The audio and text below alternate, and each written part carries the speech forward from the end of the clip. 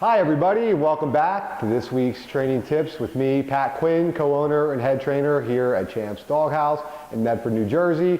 Thank you so much to our friends over at Mount Laurel Animal Hospital and JoJo's Place for seeing the importance of dog training as a holistic approach to having a dog who's well behaved, happy, and stays in its forever home. So what I'm going to talk about today briefly is the Kong Wobbler.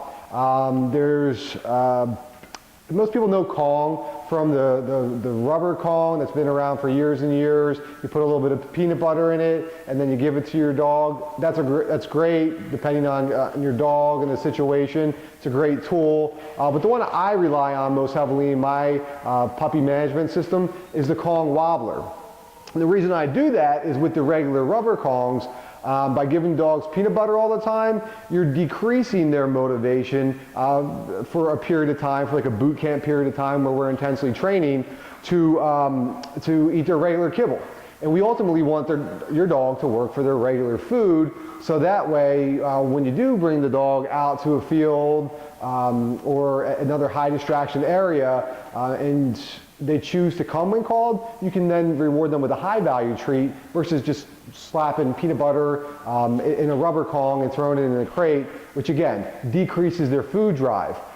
I'm all about feeding dogs peanut butter and table scraps and putting the gravy on top of the food, but only after they're well trained. Let's get them highly motivated and then it'll make the training easy.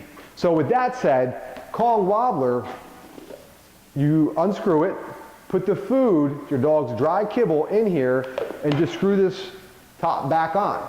And then what will happen is the dog will learn to knock it over, maybe with its paw, maybe with its nose, but pretty much you get a puppy who's already curious by nature and wants to play by nature. You find a corner in your house where there's not appliances or furniture for the kibble to go under there and to have your dog be destructive.